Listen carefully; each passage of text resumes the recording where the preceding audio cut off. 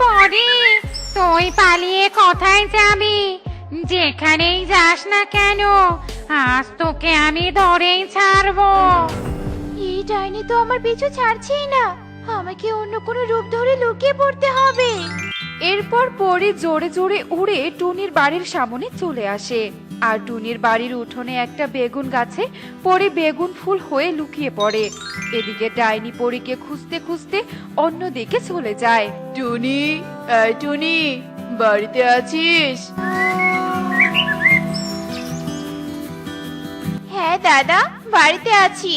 তোমার কাছে যে বাকি টাকা পাওয়া যায় সেই টাকা দিতে এসেছো নাকি?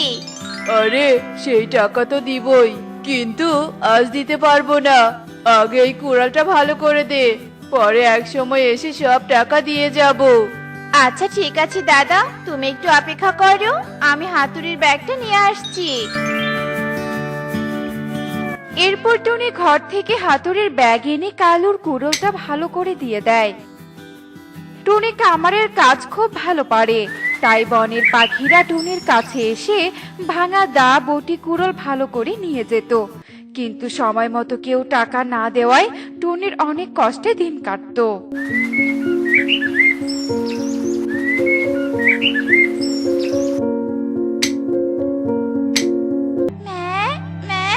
আমার খুব ক্ষুধা পেয়েছে মা, আমাকে তাড়াতাড়ি কিছু খাবার খেতে দাও। আমি আগে থেকে খাবার বেড়ে রেখেছি রে মা, তুই ঘরে গিয়ে খাবার খেয়ে নে, আর আমি এদিকে সুখী দিদির বটিটা ভালো করছি। আচ্ছা ঠিক আছে মা।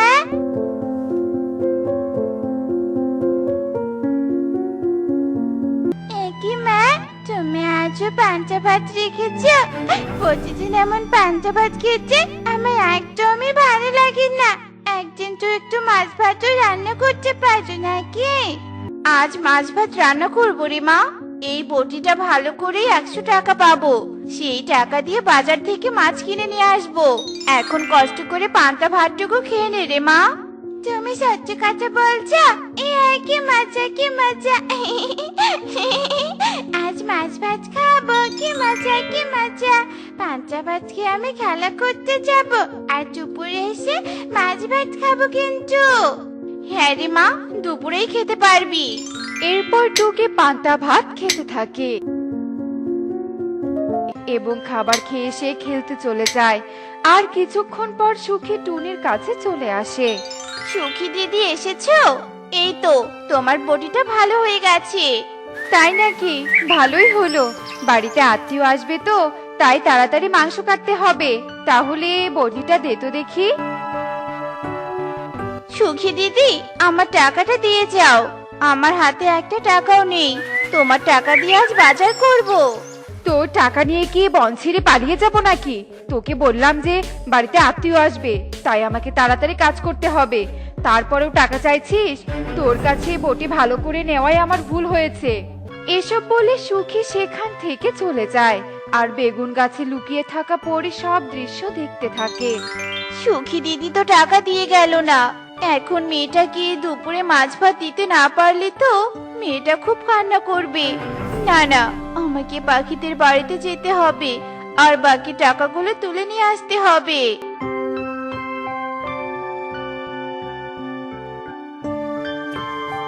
ঈগল দাদা, ঈগল দাদা, বাড়িতে আছো?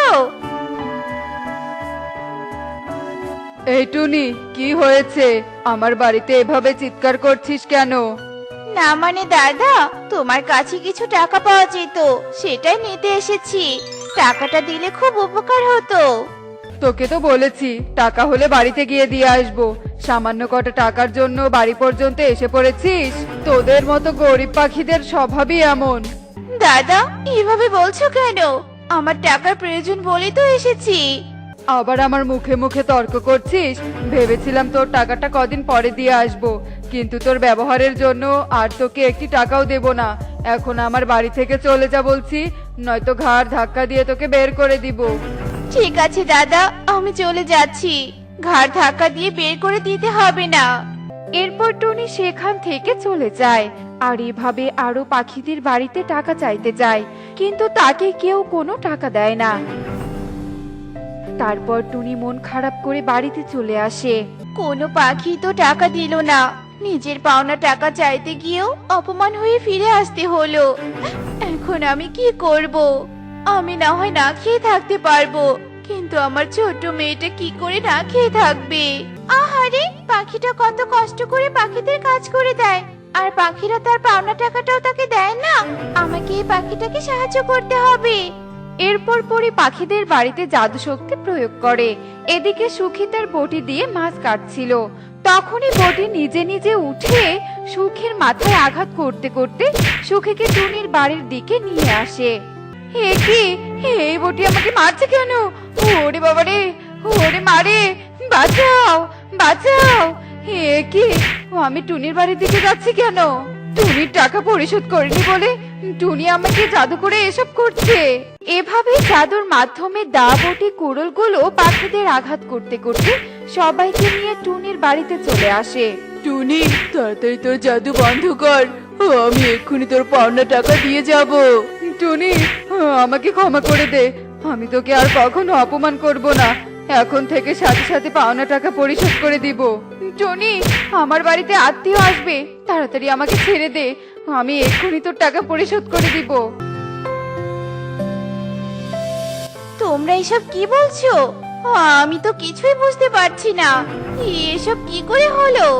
তোর সাথে কথা না বলে আগে টাকা নিয়ে আসি, নয়তো আবার কুড়ালের কাছে মার খেতে হবে। হ্যাঁ বাবা, আমিও যাই। টুনি, তুই যে কত বড় জাদু জানিস, আগে জানতাম না, জানলে কখনো তোর টাকা মেরে খেতাম না। এসব বলে সবাই সেখান থেকে বাড়িতে চলে যায়।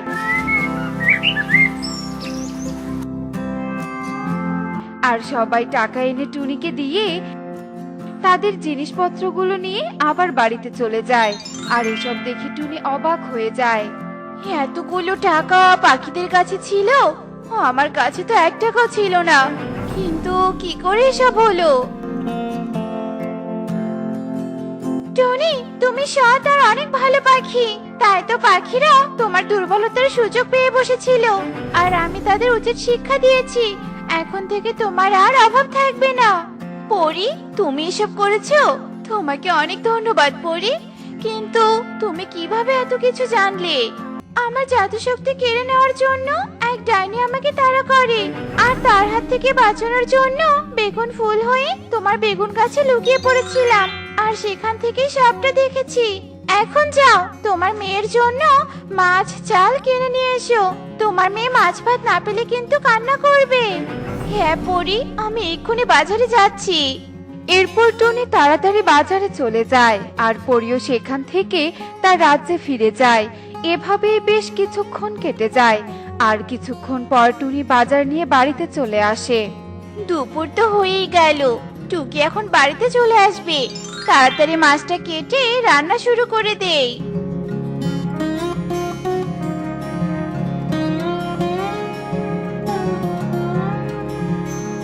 মা, মাছ ভাত রান্না করেছো? হ্যাঁ রে মা, রান্না শেষের দিকে। তুই হাত মুখ ধুয়ে আয়, আমি তোকে খাবার দিচ্ছি।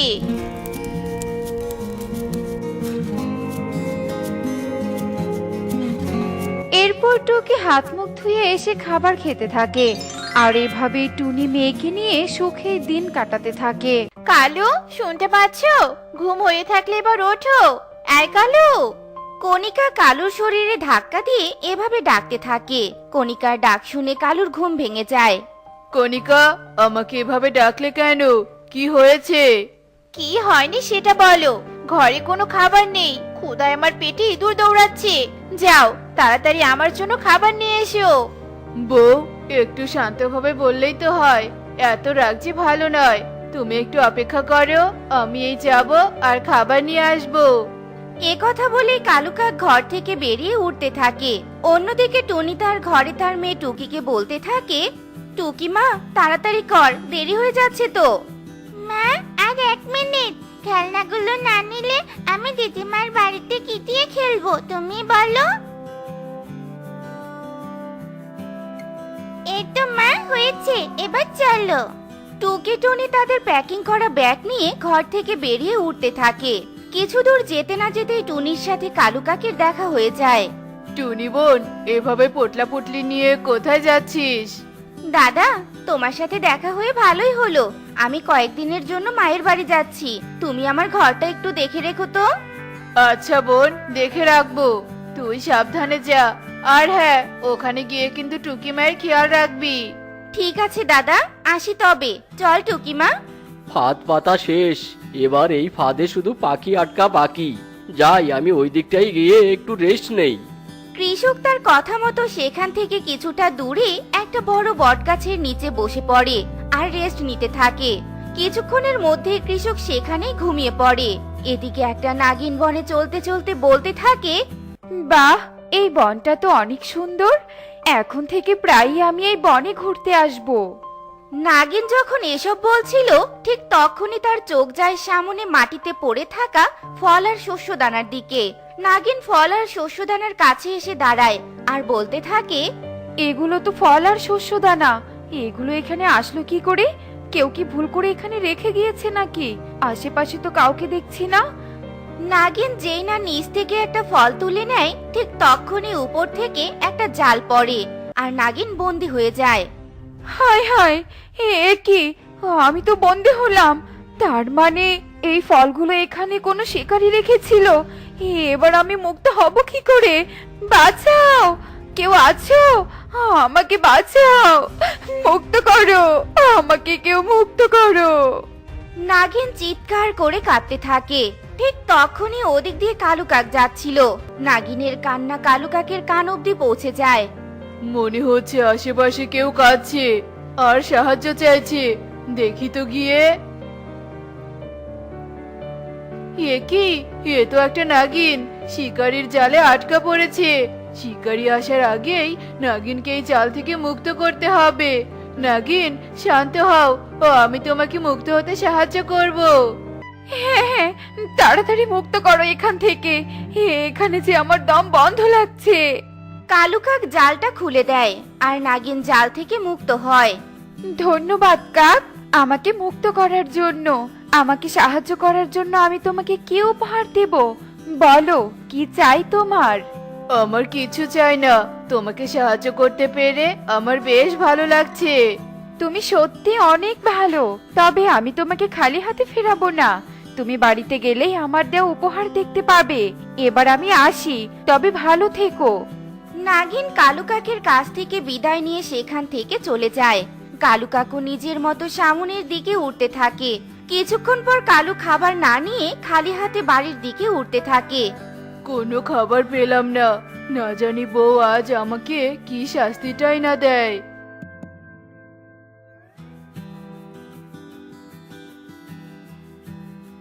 এ কি? কণিকা আমার দিকে এমন হন্তদন্ত হয়ে উড়ে আসছে কেন? ওগো, তাড়াতাড়ি চলো, বাড়িতে কিলোর কীর্তি ঘটেছে। কিলোর কীর্তি ঘটেছে মানে? ও আমি তো কিছুই বুঝতে পারছি না। না দেখলে কিছুই বুঝতে পারবে না। চলো চলো, তাড়াতাড়ি চলো। এবার বলো তো বউ, কি ঘটেছে? ওই দেখো, গাছের ডালে আমাদের বাড়িটা সোনার বাড়ি হয়ে গিয়েছে।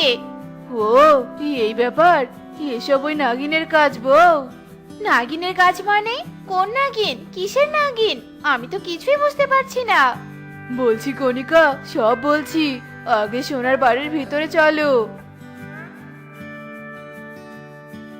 এরপর কালু কণিকাকে নাগিনের কথা খুলে বলে। সব শুনে কণিকা বলে, সোনার ঘর দিয়ে কি করব? নাগিন এই ঘরের পরিবর্তে কিছু খাবার দিলে খুব ভালো হতো। কণিকা খাবারের কথা বলার সাথে সাথেই তাদের সামনে অনেক খাবার প্রকট হয়। কি এত খাবার এখানে কোথা থেকে আসলো? বউ, মনে হয় সোনার ঘরে এই খাবার দিয়েছে। এই ঘর জাদুই ঘর। আরেকবার চেক করে দেখি। সোনার ঘর, আমাদের কিছু মিষ্টি ফল দাও তো। বউ দেখলে, তুমি বলার সাথে সাথেই ফল প্রকট হলো। এই ঘর সত্যি সত্যি জাদুই। ও আমরা সোনার ঘরের কাছে যা চাইবো ও আমাদের তাই দিবে। কালু, আমি খুবই খুশি হয়েছি। আজ থেকে আমরা নিজেদের পাশাপাশি এই ঘরের সাহায্যে বনের অসহায় গরিব পাখিদের সাহায্য করব। ঠিক আছে বউ, চলো এবার খাবার খাই। এভাবেই কয়েকদিন কেটে যায়।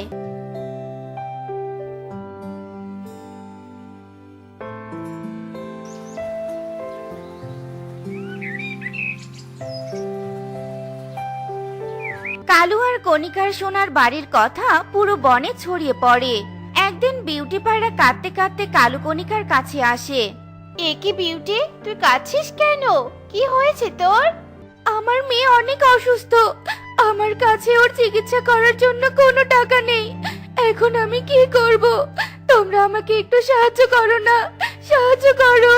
কেঁদো না বিউটি, আমরা তোমাকে সাহায্য করব। সোনার বাড়ি, বিউটি পায়রার জন্য কিছু টাকা দাও তো। কালুর কথা শুনে সোনার বাড়ি কিছু টাকা প্রকট করে। কালু সেই টাকা বিউটিকে দেয়। বিউটি পায়রা টাকা নিয়ে খুশি মনে তার বাড়িতে চলে আসে। এভাবেই কালু কণিকা বনের পাখিদের সাহায্য করতে থাকে। পুরো বনে কালু কণিকার প্রশংসায় মুখরিত হয়ে যায়। এসব দেখে টুনির অনেক হিংসে হয়। কালু কণিকার প্রশংসা আমি আর নিতে পারছি না। ওই প্রশংসার যোগ্য শুধুমাত্র আমি টুনি। ওদের এই সোনার বাড়ি হাতিয়ে আমি নিবই নিব, কিন্তু সোনার বাড়ি দখল করবোটা কি করে? টুনি এভাবে বলে তার ঘরে পায়চারি করতে থাকে আর ভাবতে থাকে। কিছুক্ষণ পর ওই সোনার বাড়ি দখলের একটা বুদ্ধি পেয়েছি, কিন্তু এই বুদ্ধিতে তো আমি একা কাজ করতে পারবো না, আরেকজনের সাহায্য দরকার। কিন্তু কাকে সাথে নিব? কাকে? হ্যাঁ, পেয়েছি, উল্লু দাদাকে। যাই যাই, তাড়াতাড়ি উল্লু দাদার কাছে যাই। টুনি ঘর থেকে বেরিয়ে উল্লু প্যাঁচার বাড়ির দিকে উঠতে থাকে। কিছুক্ষণের মধ্যেই টুনি উল্লু প্যাঁচার আস্তানায় প্রবেশ করে। আরে টুনি যে, কি মনে করে আমার আস্তানায় আসলে? দাদা, তোমার সাহায্যের আমার ভীষণ দরকার। কি সাহায্য বল তো শুনি। এরপর টুনি তার বুদ্ধির কথা উল্লু প্যাঁচাকে খুলে বলে। সব শুনে উল্লু প্যাঁচা বলে, আরে বাহ, দারুণ কাজ নিয়ে এসেছিস তো। তাহলে আজ রাতেই মিশন শুরু করব, কি বলিস? হ্যাঁ হ্যাঁ, এবার আমি আসি, সময় মতো চলে এসো কেমন? এই বলেই টুনি চলে যায়।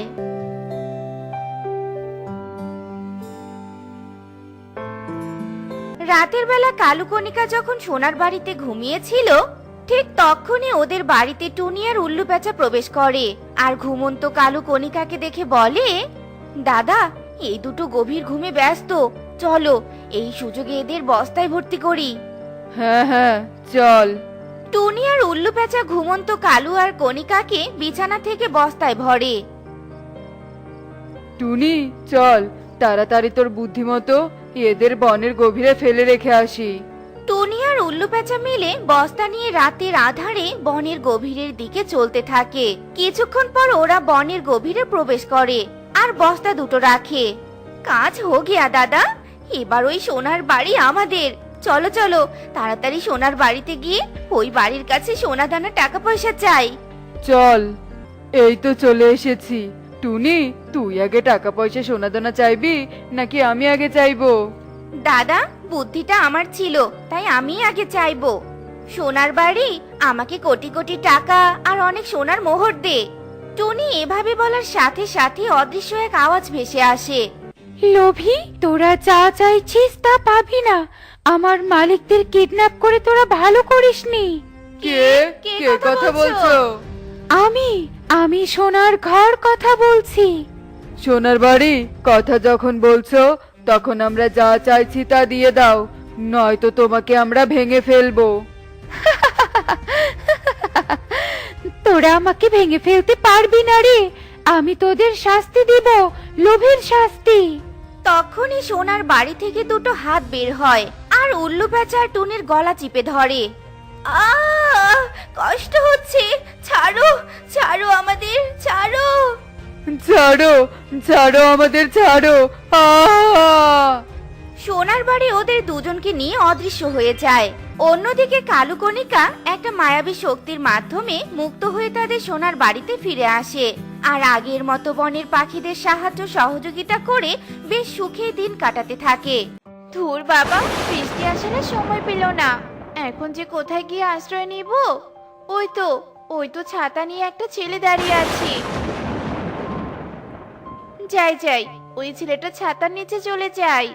বলতে না বলতেই কাকুলি কালুর ছাতার নিচে চলে যায় আর হঠাৎ কাকুলিকে দেখে কালু অবাক হয়ে যায় আর বলে, এ কি কাণ্ড, বলা নেই কওয়া নেই, হুট করে আমার ছাতার নিচে চলে এলে। কে তুমি? তোমাকে তো চিনতে পারছি না। ইয়ে মানে আমি হলাম কাকুলি। এই বনে সবাই আমাকে সুন্দরী কাকুলি নামেই চেনে। আর এক জায়গায় যাওয়ার সময় হঠাৎ বৃষ্টি শুরু হলো, তাই তোমার ছাতার নিচে চলে এলাম। মা আমাকে যে মেয়েটাকে দেখতে পাঠিয়েছিল সেই মেয়ের থেকে এই মেয়েটা অনেক সুন্দরী। বিয়ে করতে হলে আমি এই মেয়েকেই বিয়ে করব। যাক বাবা, এতক্ষণে বৃষ্টিটা থামলো। এই ছেলে, এই ছাতাটা দিয়ে সাহায্য করার জন্য তোমাকে অনেক ধন্যবাদ। শোনো, তোমাকে দেখে আমার বুকের ভেতর বিয়ের ঘন্টা বেজে উঠেছে। আমি তোমাকে বিয়ে করতে চাই সুন্দরী কাকুলি। ও মা গো, তাই নাকি? কিন্তু আমাকে বিয়ে করতে হলে আমার একটা শর্ত মানতে হবে। আমি তোমার সব শর্ত মেনে নিব, শুধু একবার বলো কি তোমার শর্ত। আমি সেই ছেলেকে বিয়ে করব যে ছেলের মা বাবা কেউ থাকবে না, কারণ মা বাবা থাকলে আমার সবকিছুর ভাগ দিতে হবে, যা আমি কখনোই মেনে নিতে পারবো না। আমার তো বাবা নেই, শুধুমাত্র বৃদ্ধা মা আছে। মাকে না হয় দূর জঙ্গলে রেখে আসবো, তবুও এই সুন্দরী কাকুলিকে বিয়ে করব আমি। কি হলো কি, শর্ত শুনে চুপ করে গেলে যে? যত সব, আমি অযথা দাঁড়িয়ে থেকে সময় নষ্ট করছি। যাই যাই, আমি আমার কাজে চলে যাই। আমি তোমার শর্ত মেনে নিয়েছি কাকুলি, কারণ আমার যে মা বাবা কেউ নেই। তাহলে আমরা কালকে ঠিক এই জায়গায় বিয়ে করব, কেমন? আচ্ছা ঠিক আছে, তবে বিয়ের জন্য একটা স্বর্ণের গহনা নিয়ে আসতে ভুলে যেও না কিন্তু। কাকলি ও কালু দুজনে দুদিকে চলে যায়, আর কিছুক্ষণের মধ্যেই কালু বাড়িতে চলে যায়। আর বাড়িতে ছিল তার অসুস্থ বৃদ্ধা মা। কে রে কালু, এলি নাকি? হ্যাঁ মা, আমি। তা তোকে যে মেয়ে দেখতে পাঠিয়েছিলাম, মেয়েকে পছন্দ হয়েছে তো নাকি? হ্যাঁ মা, মেয়েকে আমার খুব পছন্দ হয়েছে। এই জন্য আমি তোমাকে এক্ষুনি বড় ডাক্তারের কাছে নিয়ে যাব, আর তাড়াতাড়ি করে তোমাকে সুস্থ করে তুলবো। হ্যাঁ রে বাবা, আমাকে যে তাড়াতাড়ি সুস্থ হতেই হবে, কারণ নতুন বৌমাকে নিয়ে আসতে হবে তো নাকি? এরপর কালু কামিনীকে নিয়ে দূরের এক গভীর জঙ্গলে চলে যায়। আর সেখানে গিয়ে কালু বলতে থাকে, তুমি এখানে একটু অপেক্ষা করো মা, আমি এই যাব আর এই আসবো। আমাকে একা রেখে কোথায় যাচ্ছিস রে বাবা? এই গভীর জঙ্গলে যে কোনো সময় হিংস্র প্রাণী চলে আসতে পারে। যেখানেই যাস না কেন তাড়াতাড়ি ফিরে আসিস, কেমন? এরপর কালু সেখান থেকে চলে যায়।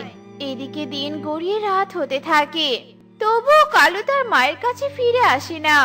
আর এদিকে কালুর মা অনেক ভয় পেয়ে যায় আর অনেক জোরে জোরে কাঁদতে থাকে। কালু, তুই কোথায় চলে গেলি রে বাবা? আমার যে খুব ভয় লাগছে। বাবা রে, এখন আমি কোথায় যাব? হায় হায় রে। কামিনী বুড়ি যখন কাঁদছিল, তখন সেখানে একটা বাঘ চলে আসছিল, আর বাঘের পিঠে এক ঈগল ছানা বসেছিল। এদিকে বাঘকে দেখে কামিনী বুড়ি অনেক ভয় পেয়ে যায়। ওরে বাবা রে, বাঘ এসেছে, বাঘ এসেছে। এবার বুঝি বাঘ আমাকে খেয়েই ফেলবে। বাঁচাও, কেউ আমাকে বাঁচাও। ভাই পেও না ঠাম্মি, এই বাঘ তোমার কোনো ক্ষতি করবে না, কেননা ও আমার খুব ভালো বন্ধু। ও মা, তাই নাকি? তা তুই এত ছোট একটা ছানা হয়ে হিংস্র বাঘের সাথে বন্ধুত্ব করলি কিভাবে বলতো? ছোট বাঘ না ঠাম্মি, এই বনে সব হিংস্র প্রাণীরা আমার খুব ভালো বন্ধু। একদিন আমি আমার মা বাবার সাথে এই জঙ্গলের ভিতর দিয়ে শহরে যাচ্ছিলাম, আর যাওয়ার পথে আমাদের গাড়ির ব্রেক ফেল হয়ে যায়, আর সাথে সাথে আমাদের গাড়িতে অ্যাক্সিডেন্ট করে। আর সেই অ্যাক্সিডেন্টে আমার মা বাবা দুজনেই মারা যায়, আর আমি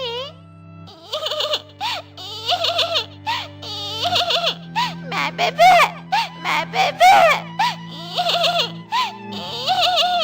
মা বাবা, তুমি আমাকে ছেড়ে কোথায় চলে গেলে?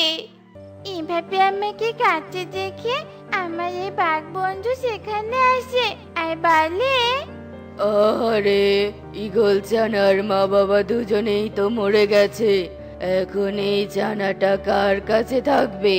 আর কে বা একে বড় করে তুলবে? আমি বরং একে আমাদের পশুদের গুহায় নিয়ে যাই, আর সবার সাথে এর পরিচয় করিয়ে দেই।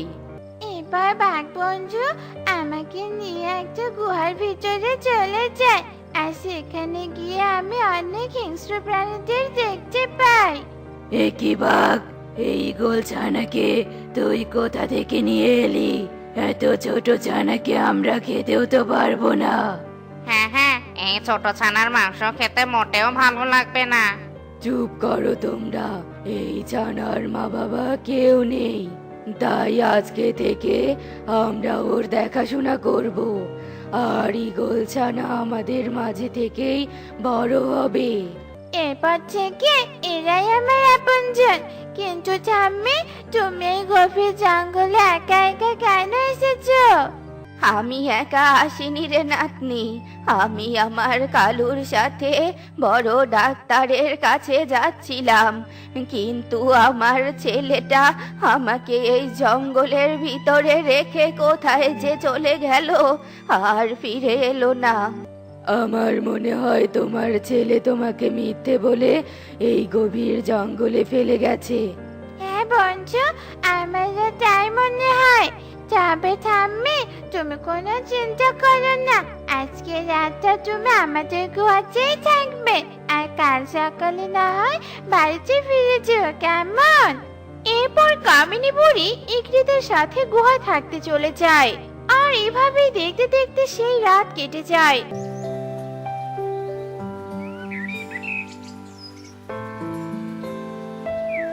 আর পরের দিন সকালে কালু তার মায়ের স্বর্ণের গহনা নিয়ে সেই বটগাছের নিচে চলে যায়। এ কি কালু, তুমি স্বর্ণের গহনা নিয়ে এসেছো? ও মা, কি সুন্দর স্বর্ণের গহনা! দেখি দেখি, আমার হাতে গহনাটা দাও দেখি। আচ্ছা কালু, এটা খাঁটি সোনা তো? হ্যাঁ হ্যাঁ, একেবারে খাঁটি সোনা, তুমি চাইলেই পরীক্ষা করে দেখতে পারো। আচ্ছা ঠিক আছে, আমি তাহলে ওই টুনির কাছে যাই, ও ভালো স্বর্ণ চিনতে পারে। তুমি বরং এখানে অপেক্ষা করো, আমি এই যাব আর এই আসবো। কাকুলি স্বর্ণের গহনা নিয়ে চলে যায়, আর এভাবেই দেখতে দেখতে বেশ কিছুক্ষণ সময় কেটে যায়, কিন্তু কাকুলি আর ফিরে আসে না। এদিকে কালু কাকুলির জন্য অপেক্ষা করতে করতে বিরক্ত হয়ে যায়। এ কি, কাকুলি এখনো আসছে না কেন? তবে কি, না না, ও আমি এসব কি ভাবছি? কাকুলি আমার সাথে বিশ্বাসঘাতকতা করতেই পারে না। না না, কাকুলি, কাকুলি, তুমি কোথায় চলে গেলে? কাকুলি! কালু যখন কাঁদছিল, ঠিক তখনই তার পাশ দিয়ে টুনি যাচ্ছিল, আর টুনি কালুকে কাঁদতে দেখে তার কাছে আসে। কে তুমি? তোমাকে তো এই বনে কখনো দেখিনি, আর তুমি এভাবে কাঁদছো কেন? এরপর কালু টুনিকে সব কথা খুলে বলে। হায় হায় রে, এই কাকুলি দিদিকে বন থেকে তাড়িয়ে দেওয়ার পরেও সে এমন অন্যায় কাজ করা ছেড়ে দিল না। এসব তুমি কি বলছো? কাকুলি কি অন্যায় করেছে? বলো, ও আমাকে সবটা বলো। তাহলে শোনো, কাকুলি দিদি বিয়ে করার নাম করে এই বনের অনেক ছেলে পাখিকে ঠকিয়েছিল, আর তাদের কাছ থেকে অনেক টাকা পয়সা নিয়েছিল।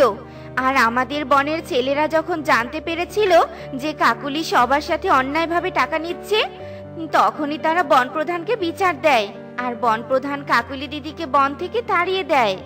না, এ হতে পারে না। একটা বিশ্বাসঘাতকের জন্য আমি আমার মাকে জঙ্গলে রেখে এসেছি। অন্যায় করেছি, আমি অনেক বড় অন্যায় করেছি। মা, মা! কালু কাঁদতে কাঁদতে বাড়িতে চলে যায়, আর বাড়িতে গিয়ে তার মাকে দেখতে পায়। মা, আমার মা! তুমি এখানে কিভাবে এলে মা? তোমাকে হিংস্র পশুরা খেয়ে ফেলেনি? তখন কামিনী বুড়ি কালুকে সব কথা খুলে বলে। আমাকে তুমি মাফ করে দাও মা, আমাকে মাফ করে দাও। মায়ের থেকে বেশি কেউ ভালোবাসবে না রে বাবা, তাই মাকে কখনো কষ্ট দেয়া যাবে না। কি মনে থাকবে তো? হ্যাঁ মা, মনে থাকবে। আমি আর কখনো এমনটি করব না।